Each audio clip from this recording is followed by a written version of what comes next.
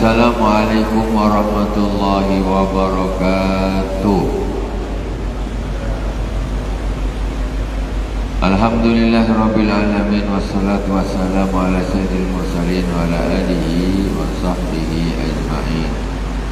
Subhanaka la ilma lana illa ma 'allamtana innaka antal alimul hakim. Allahumma salli ala nuril anwar wa sirril asrar wa tiriyakil aghyar wa miftahil babil yasar Sayyidina wa maulana Muhammadin al-Mukhtar wa alihi al-athhar wa ashabil akhyar adada bi'amillahi wa hifdhalihi amma ba'du. Ila hadratin Nabi Mustafa Muhammadin sallallahu alaihi wasallam nabi akhwani min anbiya wa mursalin wa sahabat wa tabi'in wa tabi'in Majmul awliya wa syuhada wa salihin wa jami'u masyayikhina fid din. Lulusan Abu Yasin Muhammad bin Alwi al-Malik al-Hasani wa Abu Yasin Ahmad bin Sayyid Muhammad al-Malik al-Hasani. Khususan ila al-Imam Asyikh Muhammad Ali As-Subuni wal Imamain al-Jalilain al-Imam Jalaluddin al-Mahalli wa Jalaluddin As-Suyuti amadana Allah bimadadihim wa qada alaina min barakatihim wa anwarihim wa ulumihim Bid-dini wa dunya wal akhirati bisirril Fatihah. A'udzu billahi minasyaitonir rajim. Bismillahirrahmanirrahim.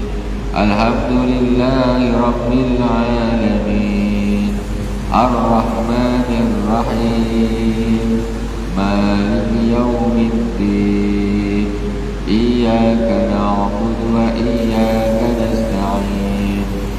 اهدنا الصراط المستقيم صراط الذين أنعمت عليهم غير المغضوب عليهم ولا الضالين آمين. Bismillahirrahmanirrahim. Jamaah yang dirahmati Allah Subhanahu wa taala, jemaah Masjidil Rahman dan kaum muslimin dan muslimat di mana saja berada dan dirahmati Allah. Malam ini kajian tafsir jalanan kita sampai di surah An-Nisa ayat 102, kemarin belum selesai. Surah An-Nisa ayat 102 juz 5. A'udzu billahi minasyaitonir rajim. Bismillahirrahmanirrahim.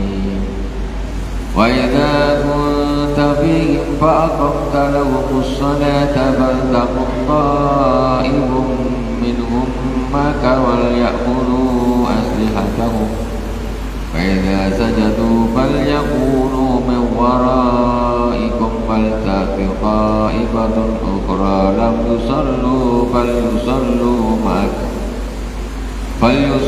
ma'aka wal ya'khudhu hidrahum wa aslihatahum وَإِنَّ الَّذِينَ كَفَرُوا لَوْ تَغْفُلُونَ عَنْ أَسْلِحَتِكُمْ وَأَمْتِعَتِكُمْ فَيَمِيلُونَ عَلَيْكُمْ مَيْلَةً وَاحِدَةً وَلَا جُنَاحَ عَلَيْكُمْ إِنْ كَانَ بِكُمْ أَذًى مِّن مَّطَرٍ أَوْ كُنتُم مَّرْضَىٰ أَن تَضَعُوا أَسْلِحَتَكُمْ وَخُذُوا حِذْرَكُمْ إِنَّ اللَّهَ أَعَدَّ لِلْكَافِرِينَ عَذَابًا مُهِينًا. Bismillahirrahmanirrahim. Jadi kemarin sudah wa idza kunta bihim fa aqamta lahumus shalah. Ketika ini Rasulullah SAW ketika berperang dengan sahabat, ini ceritanya sholat berjamaah waktu perang. Dikata Allah, kalau kamu bersama mereka, yaitu para tentara mujahidin, waktu perang jihad, maka hendaklah ketika sholat ini, caranya kemarin kita sudah terangkan, kita ulangi sedikit. Hendaklah Rasulullah pertama sholat berjamaah dengan sekelompok Rasulullah sholat berjamaah dan yang sekelompok yang lain jaga. Jangan sholat semuanya. Jadi ada yang jaga-jaga musuh datang, ada yang sebagian sholat pertama Rasulullah. Dan sholatnya itu pun disuruh sambil membawa senjatanya, jangan ditaruh, senjata tetap dibawa sambil sholat berjamaah dengan Rasulullah, sebagian bersama Rasulullah, sebagian jaga-jaga. Kemudian ketika dapat satu rakaat, Rasulullah sedang berdiri.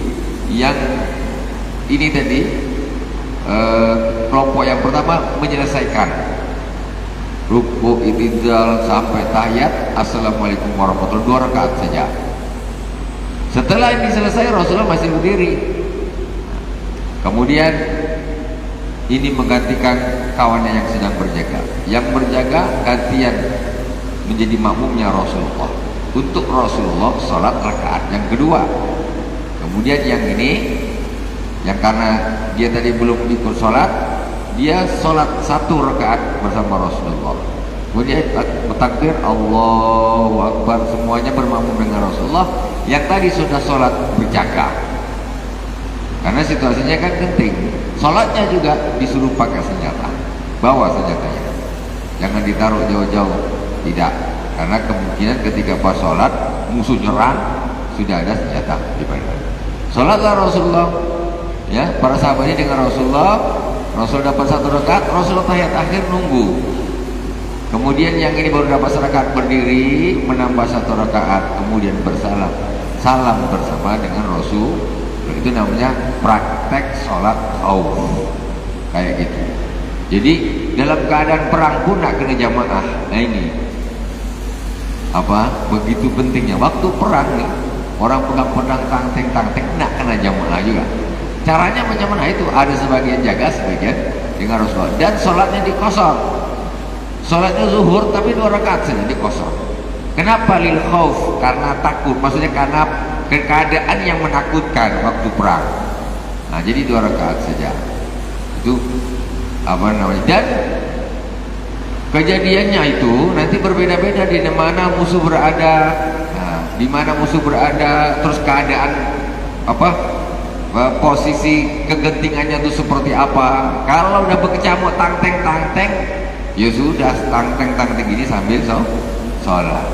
Kok lebih 3 kali batal saja, lain. Ini urusan lain. Ini urusan darurat. Urusan darurat. Jadi tak ada masalah. Sampai perang begini, sholat maghrib, sholat subuh, sholat zuhur, tang. Sambil bunuh musuh pun boleh. Nah, kalau waktunya habis, kita jamaah ayo. Assalamualaikum, kepala dah lepas semuanya. Sujud kepala lepas. Jadi perangnya itu kalau pakai camuk, sudah tidak ada urusan menghadap kiblat, menghadap musuh. Musuh di belakang dia nggak ada kiblat, tidak kena tebas. Ngadap ke musuh tapi niatnya sedang sholat. Pokoknya sholat baca, pakai hati, pakai seperti itu. Ketika sangat genting, waktu udah habis nih, misalnya tak mungkin di perang kecamuk terus, kita tak ada waktu. Kalau sebagian perang kita kawan tinggal separuh, kalah kan nanti, ya sudahlah terus perang. Itu dalam keadaan darurat. Nah, itu yang perang macam gitu aja ya, itu tetap wajib sholat. Ini main futsal tak sholat kan? Zaman sekarang nih anak-anakmu di olahraga bukan main dirajin, tapi olahraga itu main voli sampai maghrib. Apa tak bikin sehat dunia akhiratnya sakit. Kita lanjutkan penghujung ayatnya. Wala junaha alaikum in kana bikum adam min matarin aw kuntum marda an tad'u aslihatakum. Maka tidak ada dosa bagimu in kana bikum adam min matar, jika ada halangan hujan. Aw kuntum marda, ataupun kalian sedang sakit. Tidak dosa, kenapa? Antadu aslihatakum, kalian tidak membawa senjata kalian. Nah, maksudnya namanya sakit, panggilan jihad, ya tak wajib lah. Nah, karena situasinya tidak memungkinkan. Wa hadza yufidu ijabu hamliha inda adamil udur. Ayat ini bahwa adu qauli as-Syafi'i wa tadi anu sunnah wa rujih. Jadi ini adalah ayat yang menunjukkan hukumnya wajib yang membawa senjata tadi. Fala tahmiluha, ketika tidak ada uzur. Ini adalah salah satu dari pendapatnya Imam Syafi'i. Bahasanya anu sunnah. Jadi maksudnya sholat itu mungkin kadang-kadang orang ini kalau pas sholat tuh, ini posisinya sedang sholat nih, dia pas dia bawa senjata susah, tak apa keadaannya, dia tak sehat atau segala macam, tak terluka dan sebagainya. Nah, sedangkan perintah yang pertama tadi kan wal ya'khudhu hidrakum wa asliyatakum. Nah, jadi hendaklah kalian berhati-hati dan pakailah senjata kalian. Sedang sholat itu suruh pakai senjata, perintah. Kemudian yang kedua ini nggak apa-apa kalau dia sedang sakit ataupun ada halangan hujan deras, itu tidak apa-apa, nggak sambil bawa senjata karena udzur. Wa khudhu hidrakum, dan hati-hatilah dari musuh. Ai yahtarizu minhu mastata'tum innallaha a'adda lil kafirina 'adzaban muhina. Jadi berjaga-jagalah dari musuh semampu kalian. Sesungguhnya Allah Subhanahu wa taala menyiapkan bagi orang-orang kafir siksa yang menghinakan. Dan disiapkan sama Allah Taala. فَإِذَا قَضَيْتُمُ الصَّلَاةَ فَاذْكُرُوا اللَّهَ فَإِذَا قَضَيْتُمُ الصَّلَاةَ فَاذْكُرُوا اللَّهَ قِيَامًا وَقُعُودًا وَعَلَى جُنُوبِكُمْ فَإِذَا اطْمَأْنَنْتُمْ فَأَقِيمُوا الصَّلَاةَ إِنَّ الصَّلَاةَ كَانَتْ عَلَى الْمُؤْمِنِينَ كِتَابًا مَوْقُوتًا. Bab lain. Wa idza qadaytumus shalah, ketika kalian telah selesai salat, fadhkurullah, maka berzikirlah kepada Allah Subhanahu wa taala. Ini perintah secara umum. Quran. Kalau kalian sudah selesai salat, maka berzikirlah. Duduk zikir. Secara umum zikir apa saja. Cuma ada tuntunan baca istighfar, baca An-Nas, Qulullah, Falaq, ayat kursi, Allahumma taslam, salam, tabarak ya dzal jalali wal ikram. Atau ada tambahan dari para ulama. Itu termasuk zikir, disuruh sama Allah. Di sini disebut tahlil wa tasbih, yaitu membaca la ilaha illallah atau subhanallah, subhanallah. Baca subhanallah 33 kali, alhamdulillah 33 kali, Allah Akbar 33 kali, ditambah satu la ilaha illallah wahdahu la syarikalah lahul mulku wa lahul hamdu yuhyi wa yumiitu wa ala kulli syai'in qadir. Sebarang siapa yang membaca ini, kata Rasulullah, jadi genap 100. 99 digenapi la ilaha illallah wahdahu la syarikalah lahul mulku wa lahul hamdu yuhyi wa yumiitu wa ala kulli syai'in qadir. Kata Rasulullah, "Ghufirat dhunubuhu walau kanat misla zabadil bahr." Maka akan diampuni dosa orang yang membacanya walaupun sebanyak buih di lautan. Kayaknya remeh, tapi fadilahnya sebenarnya besar betul. Besar betul. Satu, orang habis sholat disuruh untuk zikir. Ini dalil secara umum. Ya. Jadi tidak ada yang melarang orang zikir habis sholat. Itu berarti bertentangan dengan perintah Allah. Allah nyuruh kok malah kau larang. Aku nak ikut kau, aku nak ikut Allah. Al-Quran surah An-Nisa ayat 103. Setelah itu lagi, qiyaman wa qu'udan wa ala junubikum. Qiyaman zikirlah kamu kepada Allah Subhanahu wa taala, qiyaman dalam keadaan berdiri. Orang zikir boleh berdiri, bukan zikirnya khusus pas ngadep kiblat aja gini. Berdiri tak ada zikir. Ngelamun apa segala macam jalan. Dah, orang zikir itu boleh sambil berdiri. Maka jangan larang orang. Jangan sesatkan orang yang berzikir sambil berdiri. Ada sebagian orang ini zikir kok sambil berdiri. Kamu tak baca Quran? Fazkurullaha qiyaman pertama justru. Zikirlah kamu kepada Allah Subhanahu wa taala dalam keadaan berdiri.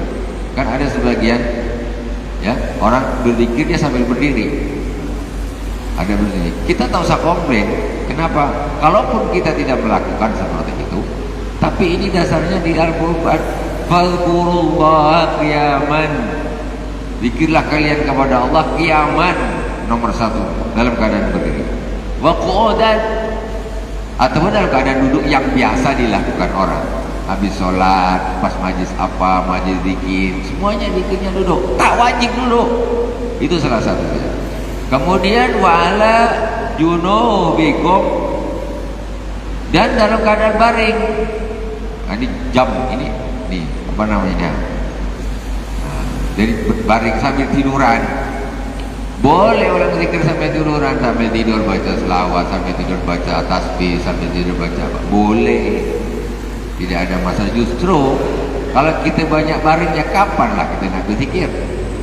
Nak duduk terus, pas duduk tak zikir, pas baring katanya tak zikir lagi. Kapan? Berdiri tak ada. Berdiri jalan-jalan lah, tak ada berdiri zikir. Orang soleh masya Allah, dia duduk dia berzikir, berdiri dia bawa kendaraan dia berzikir, baring dia zikir, tak pernah lepas. Dalilnya mana? Ini tandanya orang soleh ini. Perintah Allah ditaat.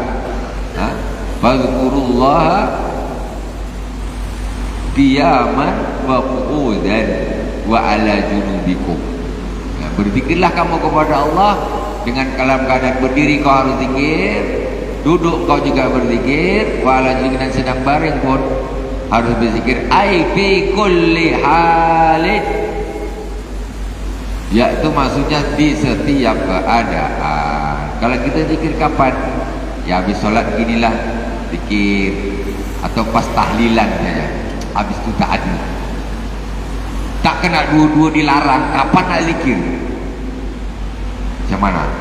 Habis sholat biasanya dilarang. Ada orang yang melarang, membid'ahkan. Hilang, tinggal satu kumpul dengan tetangga baca zikir sama. Bid'ah lagi. Lah kapan? Itu yang biasa dilakukan. Dan ini sudah jelas. Fa idza qadaitumus shalah, ketika kalian selesai melakukan salat, fadzkurullah, maka berzikirlah kepada Allah. Tuh, dari secara umum. Jadi waktu justru yang paling, termasuk waktu yang paling bagus untuk berzikir itu setelah sholat. Itu paling bagus ya. Waktu lalu lihat bola, boleh juga berzikir lihat bola, tapi akan lebih bagus waktu habis sholat. Fa idza ma'anantum wa aqimus shalah, dan ketika kalian merasa aman, ya, ketika kalian merasa aman, fa aqimus shalah, maka dirikanlah sholat, aduha bihuquqiha. Ini ketika balik ke urusan perang ya, balik ke urusan perang. Jadi faedah qadaitumus sholata fadhkurullaha qiyaman wa qu'udan wa ala junubikum. Gini, ketika kalian selesai sholat, ini kan tadi ceritanya sholat khauf. Ketika kalian selesai sholat, fadhkurullaha qiyaman wa qu'udan. Orang lagi perang nih, habis sholat assalamualaikum warahmatullah, assalamualaikum warahmatullah, duduk dia berzikir lama. Yang musuh kawan dia mau perang. Jangan gitu. Fadzkurullaha qiyaman. Kau tak harus duduk, kau berdiri saja, langsung ke sana kita, tapi tetap berzikir kepada Allah Subhanahu wa taala. Ataupun tadi sambil duduk kalau memang merasa aman, oke, sambil duduk. Ataupun sambil baring kalau penat sekali, wah sambil istirahat penat, baring. Wa idza ma'anatu faqimus shalah ai bihuquqiha, aduha bihuquqiha. Tapi nanti ketika sudah aman, ini tak ada berkecamuk perang lagi, dah aman nih, musuh dah kalah, dah bersempai masing-masing. Sudah begitu macam mana? Maka dirikanlah sholat sesuai dengan haknya, seperti biasa. Yang 2 rakaat jadi 4 rakaat, Yang tadi dengan imam bergantian jadi seperti biasa. Ad-diha bil-kuqiyah. Yang tadinya gerak sambil gini ini suatu dah aman. Jangan kau sholat sambil nak bersilat pula. Dah aman, ini tak ada. Ini bukan waktu perang. Waktu perang bersilat boleh. Waktu aman, maka lakukanlah sholat bihuquqi ad-duha bihuquqi sesuai dengan hak-haknya sholat. Inna sholata kanat 'alal mu'minina kitaban mawquta. Sesungguhnya sholat itu wajib bagi orang-orang yang beriman. Kitaban maktuban, mafrudan, yaitu diwajibkan.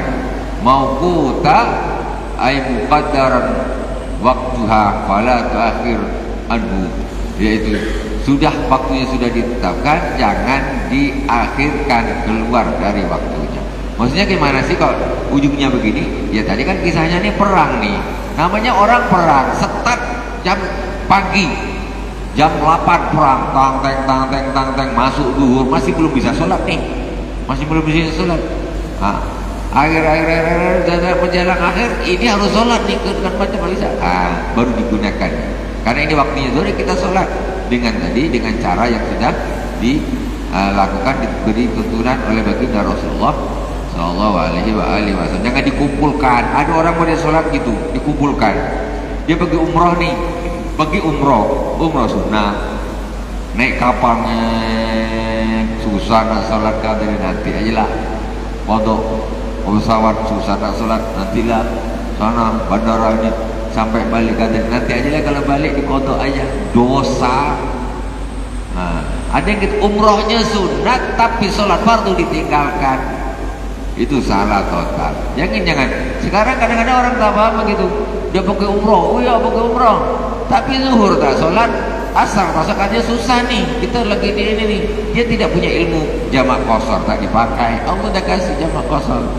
Jangan, nanti aja lah kalau dah balik sampai rumah kita kodok. Apa nih? Itu kalau meninggal pada waktu itu namanya tarikus sholat, orang yang meninggalkan sholat. Berbeda dengan orang yang niatnya jamak takhir.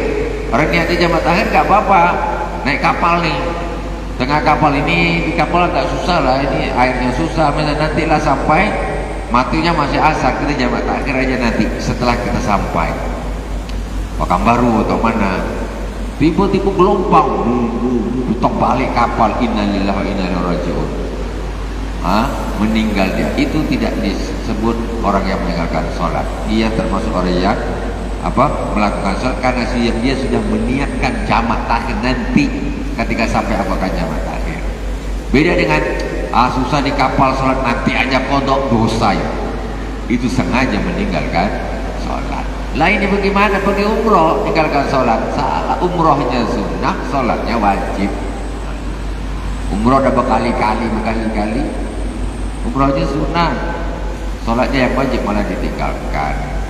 Itu salah, itu perlu diperhatikan. Jadi ilmu tentang jamak qashar itu harus tahu, harus dipraktekkan supaya kita tidak meninggalkan sholat. Sama waktu zuhur kita sholat, ini pun tak sholat, tapi yang ini niatnya jamak takhir nanti untuk sholatnya di waktu asar.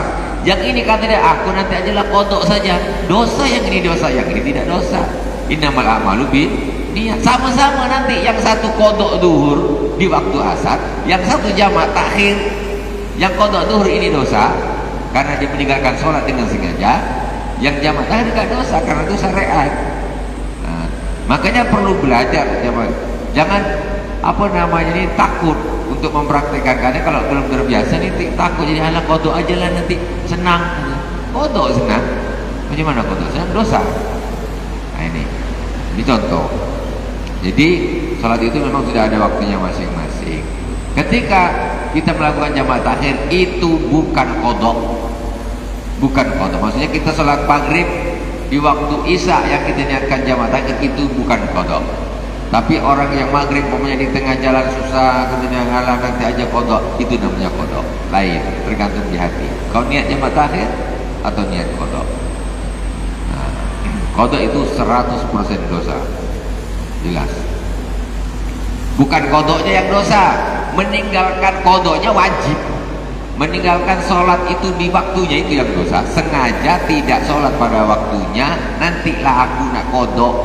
Kalau umur kau panjang, kau tahu nanti kau masih hidup. Kalau mati, su'ul khatimah.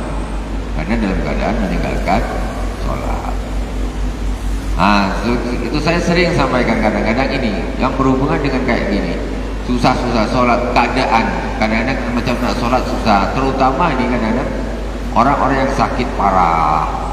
Dia mulai kecil dah main di masjid, dah belajar sholat sampai besar, sampai tua, umur 70 tahun, tumbang masuk rumah sakit. Tak pernah tinggal sholat, dia mulai kecil. Tapi berhubung dia mungkin tidak memahami atau belajar kurang, akhirnya ketika masuk di rumah sakit opname 10 hari, susah.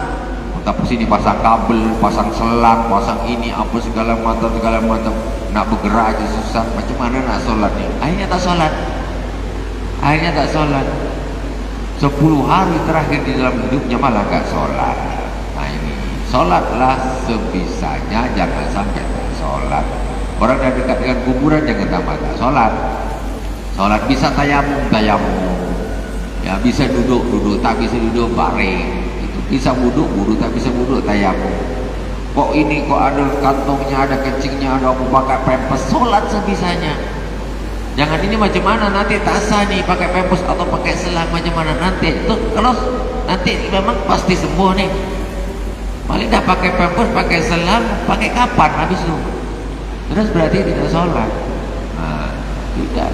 Kalau urusan macam gitu, nah ini tetap harus sholat macam-macam caranya. Allah kan maha pengampun. Yang penting kita bukan melakukan seperti itu bukan karena kita ini menggampangkan agama, tidak, tapi memang repot.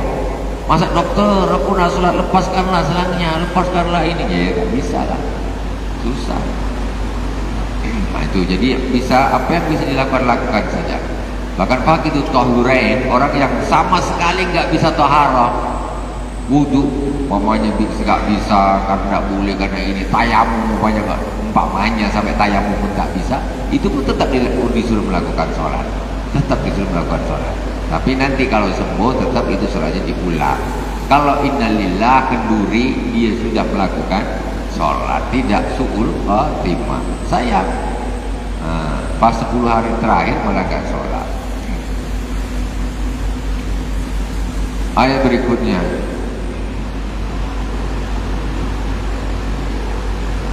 ولا تهنوا في ابتغاء القوم إن تكونوا تعلمون فإنهم يعلمون كما تعلمون وترجون من الله ما لا يرجون وكان الله عليما حكيما. Wanazala lama bahasa Nabi sallallahu alaihi wasallam ta'ifatan fi tulabi Abi Sufyan wa ashabihi lamma raja'a min Uhudin fasaqaw al-jirahat. Ayat ini turun ketika Rasulullah sallallahu alaihi wasallam mengutus sekelompok sahabat untuk mencari Abu Sufyan dan sahabat-sahabatnya ketika pulang dari perang Uhud. Abu Sufyan ketika perang Uhud belum masuk Islam. Dia dengan Hindun, dengan Wahsy, itulah hamba sahayanya yang menombak Sayyidina Abbas pamannya Rasulullah, Sayyidina Hamzah pamannya Rasulullah sallallahu alaihi wasallam ketika Abu Sufyan belum masuk Islam. Abu Sufyan Hindun belum masuk Islam. Yang Hindun bersumpah akan memakan jantungnya Sayyidina Hamzah. Betul lah, ketika di Uhud itulah ditombak sama Wahsy, mati betul-betul sama Hindun sebelum masuk Islam. Ketika Fathu Makkah, Abu Sufyan Hindun masuk Islam. Al-Islamu yajibu ma qablah. Islam itu menghapus apa yang sebelum Islam. Cuma hati Rasulullah belum, masih ada ganjalan sedikit karena teringat pamannya itu jantungnya dimakan. Nah, itu menurut satu, ya sudah terima, cuma ada namanya ya perasaan menurut satu keterangan. Cuma macam mana dia? Walaupun dia sudah masuk Islam, ya sudah dosa diampuni. Cuma masih ada semacam perasaan seperti itu, teringatlah. Nah, ketika perang Uhud, Abu Sufyan pergi, Rasulullah putus sekelompok sahabat untuk cari Abu Sufyan dan kawan-kawannya yang pada waktu itu mereka sudah terluka. Mereka sudah terluka. Wala tahinu fi ibtigha'il qaum. Jangan kalian lemah untuk mencari kaum kufar. Itu qatiluh. Maksudnya kayaknya sahabat nih disuruh nyari Abu Sufyan ini masuk kurang semangat nih. Ditegur sama Allah Subhanahu wa taala.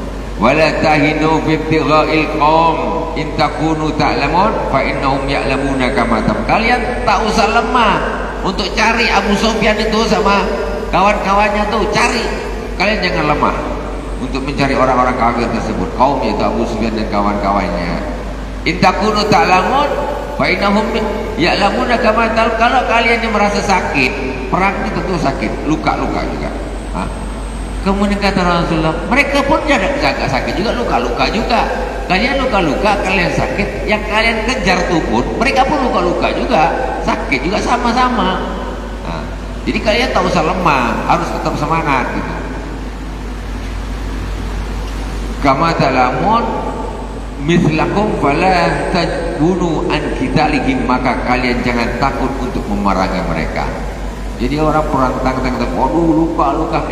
Yang luka bukan belah sini saja, belah sana pun luka juga, sama. Makanya kalian tak usah takut, karena pun luka-luka juga. Ini bahasanya Allah. Mereka pun sakit juga, bukan cuma kalian saja. Bedanya di mana? Wa tarjuna minallahi ma la yarjun. Bedanya di mana? Kalian berharap kepada Allah Subhanahu wa taala, yaitu bin nasr, minan nasr wa thawab, yaitu berharap kemenangan dari Allah, berharap pahala dari Allah Subhanahu wa taala. Ma la yarjun, yang mana mereka tidak mengharap seperti itu. Mereka perang-perang saja karena duniawi. Kalau orang Islam perang ini karena Allah, cari ridho Allah, cari pahala dari Allah. Sama-sama terluka, sama-sama sakit. Bedanya di mana? Kalau orang Islam ini karena Allah, cari ridho Allah, cari pahala Allah. Mereka enggak, mereka tidak. Mereka duniawi, mereka di dalam kesesatan jalan. Maka minallahi ma la yarjun wa kana Allahu aliman hakima. Allah Subhanahu wa taala Maha mengetahui segala sesuatu, lagi Maha bijaksana. Ini kayak macam sudah pernah. Belum pernah ya. Sadaqallahul azim. Alhamdulillahirabbil alamin. Subhanakallahumma wa bihamdika asyhadu an la ilaha illa anta astaghfiruka wa atubu ilaik. Wa sallallahu ala sayyidina Muhammadin wa ala alihi wa sahbihi wa baraka wa sallam. Walhamdulillahirabbil alamin. Wassalamualaikum warahmatullahi wabarakatuh.